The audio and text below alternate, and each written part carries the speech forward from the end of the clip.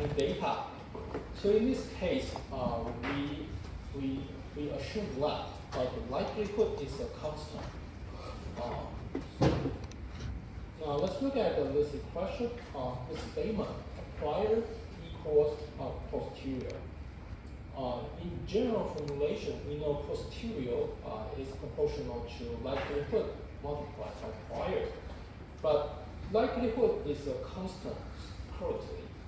So posterior is proportional to prior. This is the prior, the definition of prior. Before getting any training data, we can define the prior distribution. So it is a zero-mean Gaussian. Therefore, this space illustrates both prior and the posterior. It is a zero-mean Gaussian.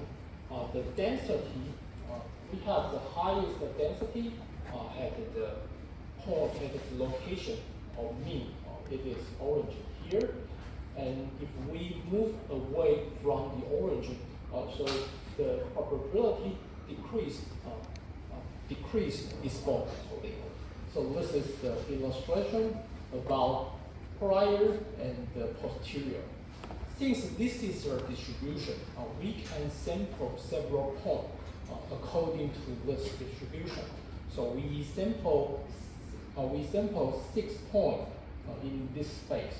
We know a point in the regressor space corresponds to a regressor. A linear regressor in the data space is a straight line. So we sample 6 points here, we get 6 straight lines in the data space. Okay, so this is the distribution in the beginning. Now let's consider the following step. In the following step, we are given training data. So far, we just have one training data. Training data is given here. As you can see, training data is given in the data space. We have its corresponding input, say 0.9, and we have its own corresponding output, say 0.1. So this is the one particular training data. We are given the training data. Now we are ready to calculate the likelihood. So I copy the equation for the likelihood function. Actually, we have specified this equation many times. So given one particular training data, X is the blue curve. This is the training data. We consider different W. We know this is the weight space. One point corresponds to one particular regressor. So in this figure, it is used to plot the likelihood distribution. So this is also a regressor space, W0 and W1. For an arbitrary point, it is specific configurations of W0 and W1. So given specific point W, and we also have the training data, we can calculate its regression value, and we assume we have the value of beta, so we can get the likelihood. So we get the likelihood at one particular point. We can repeat the process for every point in this space. We can get the likelihood distribution. Okay, so this is how to get this figure. This is likelihood for the first training data. We say this is the prior distribution. How to calculate the posterior distribution? We know posterior is proportional to the multiplication between likelihood and the prior. So we carry out pixel by pixel multiplication. So we get this is the posterior distribution when we have one training data. Let me specify one more time. For one arbitrary point here, we have its prior value at the same location, but at the likelihood map. We also have its likelihood value. Prior multiplied by likelihood, so we get this posterior. This is for one specific pixel in this figure. If we carry out pixel by pixel multiplication, we get the posterior distribution. So based on the three distribution, you can realize the difference between posterior likelihood and the prior. Prior is equivalent to the training data. It is a zero mean Gaussian. It remained unchanged. Likelihood is calculated by using the training data through this question. Okay. According to Bayes' theorem, we know posterior is proportional to the multiplication between likelihood and the prior.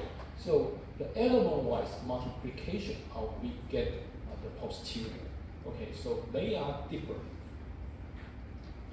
Based on the posterior distribution, we can sample 6 points in the posterior space. So we get a 6 point. They correspond to 6 regressor they correspond to 6 regressor, and they are 6 straight line in the data space. As you can see, all the six regressor are close to the training data. It means that likelihood played an important role. 这一页投影片正好就是一个让大家可以了解posterior、prior 跟 likelihood 不一样的一个很好的例子。那在这一边呢，它来了，就是在第一个就是说，在下一个阶段呢，我们拿到了一笔特定的训练资料，所以我们先有的是这个蓝色的点我们先有这一笔蓝色的训练资料。那这个蓝色的点呢，它有它的 x 轴。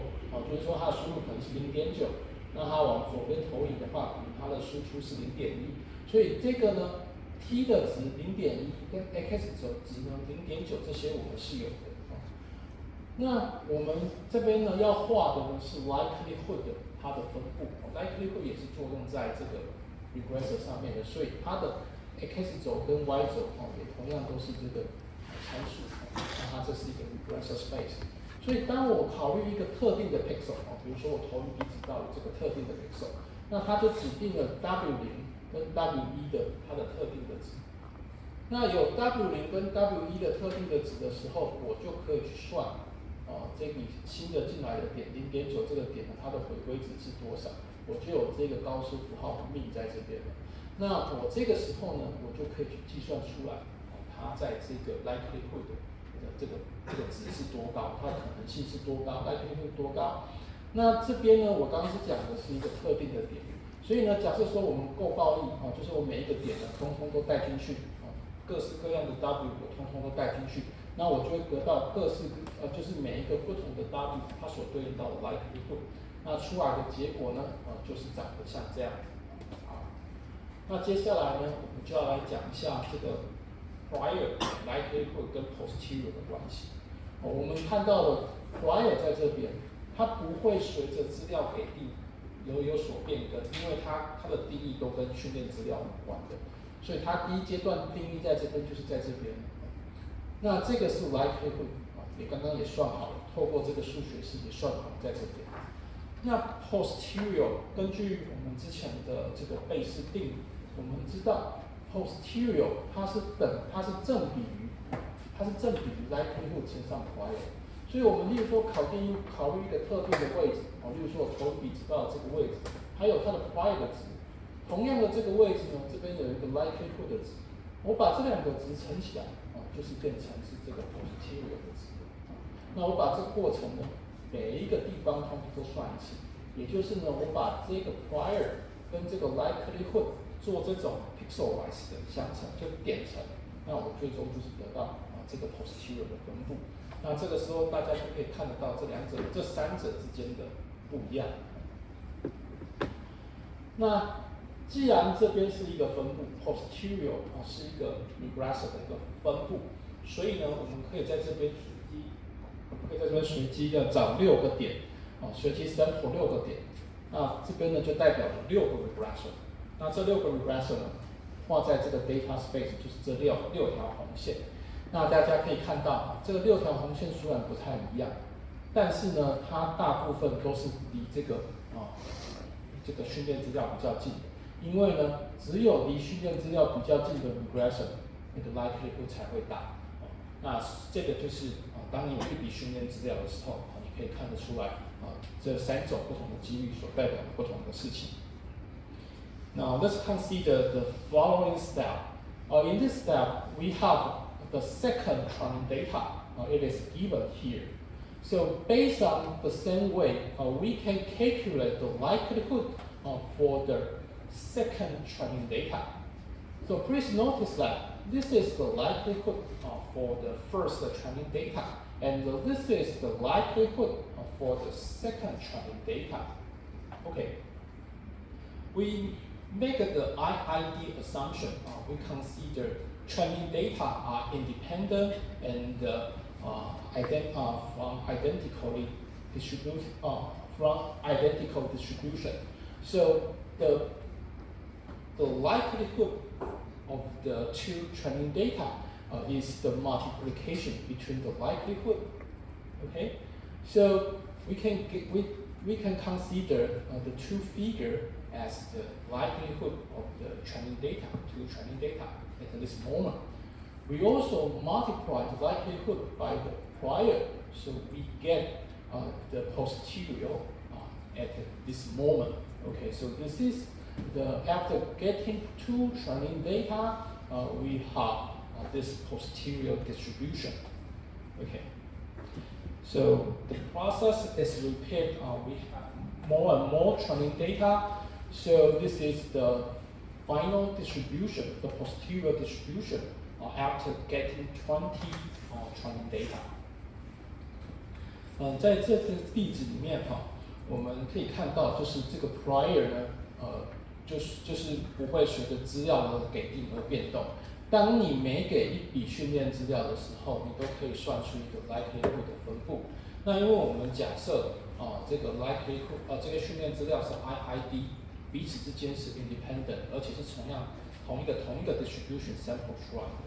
所以呢，例如说这个20笔的资料的 likelihood 呢，实际上就是它们各自的 likelihood 点乘相乘而成的这样子。那在给定20个训练资料以后，它的这个 posterior 呢，实际上呢就是这边呢20个 likelihood 的点乘，然后再乘上 prior 所得到的，那这个就是最终的这个 posterior。那这边呢，跟大家讲的就是呢，什么是或许不晓得大家在第一个 chapter 有没有听懂什么是 MAP 解跟这个 Bayesian 解为什么不一样？ MAP 解呢，就是呢在这个 MAP 这个 posterior 最高里面取这个最亮的这一点就是几率最高的，这个叫做 MAP 解。但实际上呢，并不是只有在值最大的地方才有可能。其实在这个值最高的地方呢，还有一些地方也都是有可能性的。所以呢 Bayesian 解呢是考虑整个 distribution， 不是一个特定的一个点。那 MAP 解呢，就是只考虑这个 posterior 里面最大的地方的那个解而已。Okay, so let's use let's summarize what I taught. Okay, so this is the posterior function. This is the equation we are given in the previous slide. We have specified how to prove the formulation of posterior. We say prior is a Gaussian and likelihood is a Gaussian. And by satisfying some requirement, posterior can be also formulated as a Gaussian distribution with mean given here and covariance matrix given here. Okay, so this is a posterior distribution instead of one specific point. Okay, given one particular W, we can make the regression in this form. So how to combine the two equations into the Bayesian treatment? It is given here. This is an integral operator. We consider every possible W, every possible regressor. So there are two terms inside the integration operation. Let's look at this one. This is the posterior P of W given data, P of W given data. Here, it is used to measure how properly we can observe this particular regressor, this particular W.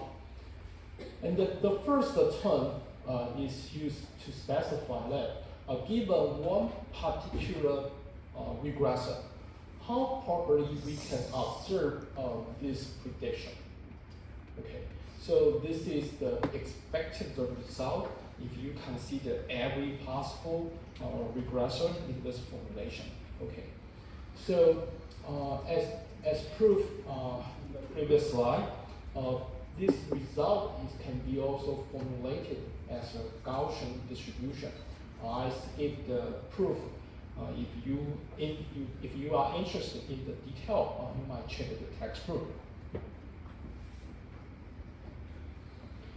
Okay, so far we specify the Bayesian treatment. So let's look at the polynomial, the example used in polynomial curve fitting. Okay, so we have an underlying generative function to generate a lot of training data with some particular noise. This is the formulation of this function, sine of 2 pi x.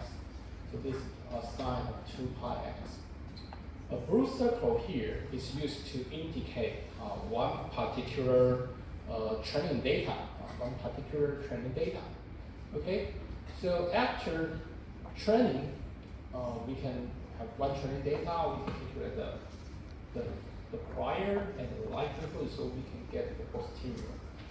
Therefore, we can make a prediction given in this equation. Okay, we can given one particular x as input, we will get the mean, its prediction, and its variance. Okay, so how to use this equation to plot this curve? Let's consider one particular value of x for example. If we have a sample here, say x equal to 0.3, so we fit x into the function to calculate the mean and the variance. So for this point, we have its mean here, and this is its prediction. The red curve is used to indicate its prediction. And we can calculate its standard deviation. So once we have variance, we can calculate standard deviation. So we have the blue shaded, red shaded region used to indicate the value of one standard deviation. Okay, so this is how to calculate the mean and the standard deviation at 0.3. If we consider every possible value of x, so we will generate the mean curve and the variance blue red shaded region. 这页投影片在讲的事情呢，就是在讲说我们怎么样使用这种 posterior 来做这些预估，还有这些回归这样子。那我们有一个这个绿色的曲线它是用来生成训练资料的。那我们今天呢有一笔有 noise 的训练资料因为它不在绿色的线上它是有一定的 noise。那既然有一笔训练资料，我们就可以算它的 likelihood 还有 prior， 所以它就有 posterior。那 posterior 就算完了，就在这边。那我们就有一个模型了。那如果呢，我们今天有一个任意一个点，x 丢进来，比如说我刚刚举例就是0.3这边有个点丢进来，所以我们可以算出它的平均值，它的 mean， 那以及它的 variance。那我们把它的 mean 呢，这个地方呢就打上一个红点，就只有对应到0.3上来，这边打上一个红点，这是代表它的 mean 的位置。然后呢，这边呢，我们既然有它的 variance 开根号就可以解释 standard deviation， 所以是一个值嘛。那我们就它这边呢，上面跟下面呢各画一个 standard deviation， 就是形成了这一个red shaded region 就是这样，就在0.3这个地方我就画好了红线的那个点，那以及呢粉红色的这个区域。那我今天呢，如果考虑各式各样不同的 x 值像刚刚就考虑0.3这个位置，然后考虑0.4、0.5或者是0.997之类的，我就各个值我都带进去了以后，我就得到这条红色的线，然后以及呢，在各个不同的位置的这个red shaded region， 就是它的 standard deviation 的大小。那你可以发现这些东西呢，它的解释性相当的高。就是呢，只要在训练资料附近呢，它的 standard deviation 是比较低的，就代表它预测的结果，它觉得这个地方准确性是比较高的。但是在这个离训练资料比较远的地方呢，它的这个standard deviation 都超级高的那这个情况之下呢，它就是这个图的意思。When we have second training data, we can apply the same rule. We can calculate the likelihood for the second training data. So we have a different mean and the covariance and the variance. So we still use the same procedure to compute the mean and the standard deviation at each location of the x-axis. So we will get the result. We can repeat the process by considering more training data. This is the curve learned from 4 training data. If we have 20 training data, this is the result. As you can see, the estimated red curve is approaching the ground truth green curve.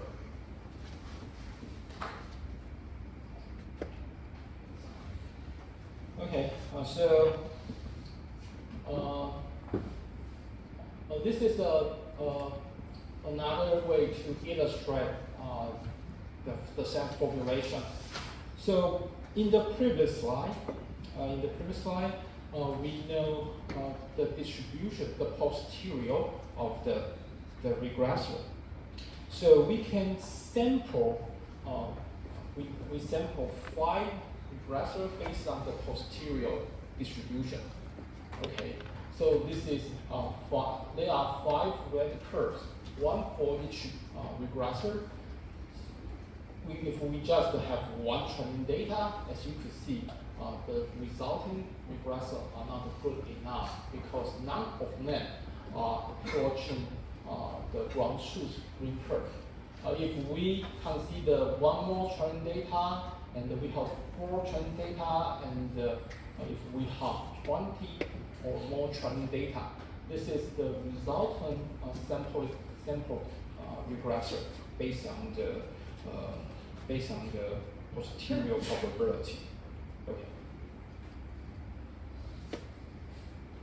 So what I told in this chapter are related to chapter 3.1 and 3.3 in the textbook. So if you are strongly encouraged to read the textbook, so you can realize, you can truly understand the meaning of each question given in the lecture today. So I would like to announce that I'm going to attend an international conference next week. So we don't have the on-site lecture.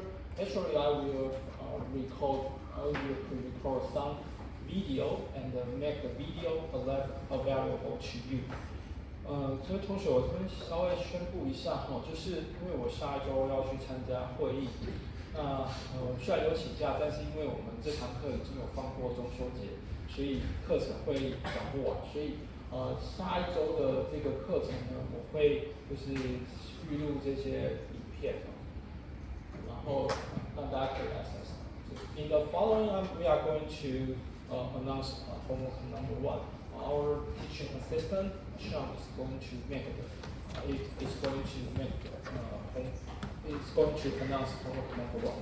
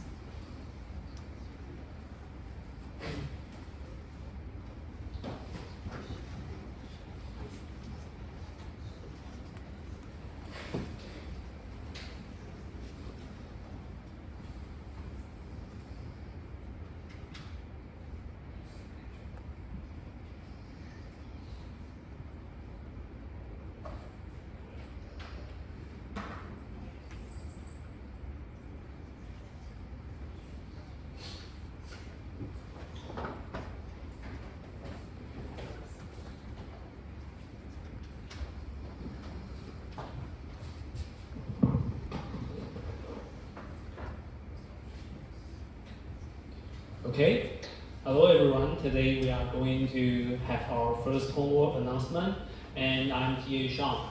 And for the first homework, the deadline will be on October 8th, and there are 2 parts in your assignment. One is the coding part, which accounts for 60% of the points, and the second part is the handwritten question part, which accounts for 40% of the points.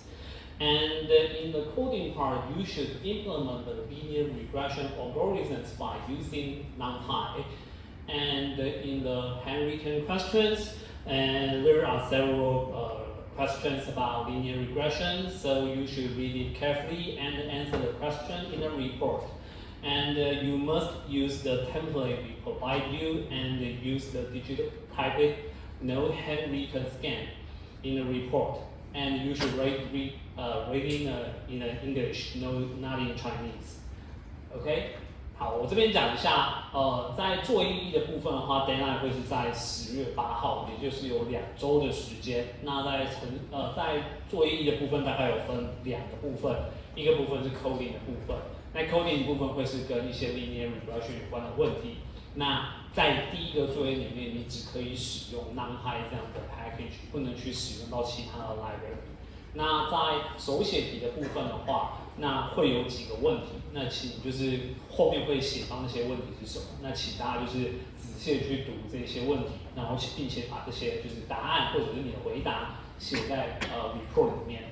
那 report 的话，必须要使用我们提供给你的这个 template， 而且必须要用打字的，不能用手写然后 scan 上传的。那并且你必须要用英文来做这个 report 撰写。Okay? So here is the link to the questions and the report template, and also the sample code and the data, and you can check it online.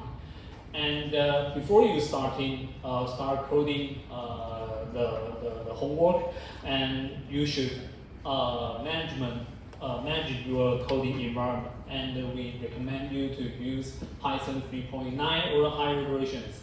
And we highly recommend you to use virtual environment to do your homework, because you have many homework around different projects.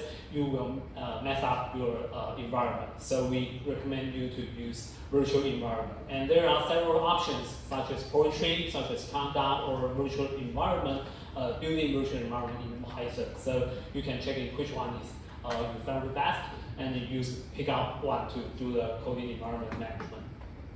And one of the most important library is the NumPy, which is the high efficient vector and the metric operations. So if you are not very familiar with how to use NumPy, you should check it on the link or find some tutorial on the website to make sure that you can use the NumPy operation to do some math operation. For example, for the element-wise multiplication, you just do the multiplication instead of using a loop to multiply each element. iteratively. So you should get familiar with the NumPy, and if you are not familiar with NumPy, please do it yourself. Okay, so here is the first question about the coding. It's about the linear regression. So I believe that you should be very familiar with the linear regression. What is the linear regression? Because you have taken the course. So the goal of the linear regression is to find the slope and the intercept by the given data. So if you have one variable, you will find a line. If you have many variables, you will find it on the 3D hyperplane or even more higher dimensional hyperplane. So the goal is to find the slope and the intercept. So how to find the slope and the intercept, or the beta 0 and the beta 1?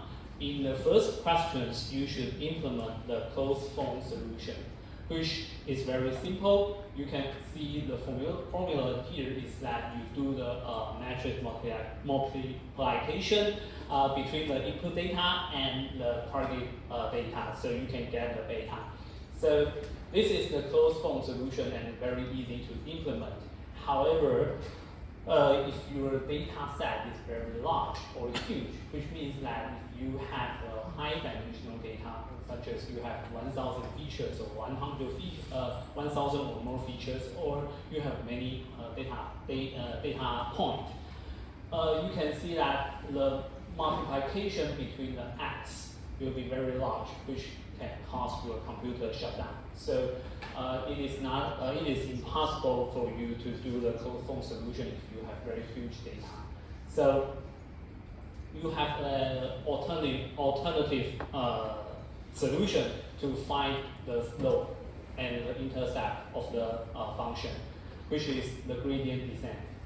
And for the question 1.2 to 1.4, you will have to code some part of the, you will have to do some code about the gradient descent. So the idea about the gradient descent is that given a loss function, you can calculate the gradient or use the derivative to get the gradient point, the gradient direction by given point or given model parameters. You can see the theta 0 is the current model parameter now. So you can, based on this point, to get the derivative to understand that what is the direction, the gradient direction here, and to minimize the loss function, you will find the opposite direction of the gradient. So you move your model parameter a little bit to theta 1. So your loss function, your total loss function will become, your total loss value will become smaller. So you can iterative doing this kind of process to get to the optimal point or the local minima of the loss function. That is the gradient, the idea of the gradient descent. And about how to implement it, you can check it online or to read some online courses or some other resources, and you will know how to do the gradient descent. And here is a link. If you are not very familiar with that, you can check it on YouTube. Okay, so there is another example of gradient descent. The previous example is the 2D loss, loss curve on the 2D space, and you can imagine that in a high dimensional space, there is mountains and caves. So your goal is to find the minima point in this kind of mountain and caves shape. OK， 好，前面的部分的话，大概就是跟大家介绍一下，各位其实就是要去实做 linear regression 这样子的一个问题。那在第一个项目里面，其实你们要去实做的是一个 closed form 的 solution。那 closed form solution 其实它就只有就是一条式子，所以这条式子应该算是相对容易简单的。那在第2到第4个项目里面，你们要去实做的是 gradient descent 相关的问题。那所以这个部分的话，如果还不是非常熟悉或者是不确定的话，那可以在网络上找到一些资源，那应该可以很轻易的去实做出 gradient descent。Okay, so about the data set and environment, we provide you the student performance data set, which includes 4 features and 1 target. The target is performance index. And some of the required packages, including here, NumPy, Pandas, Matplotlib, etc. So you should make sure that when you do the packaging management, you should install this kind of package so your the sample code will be can be run.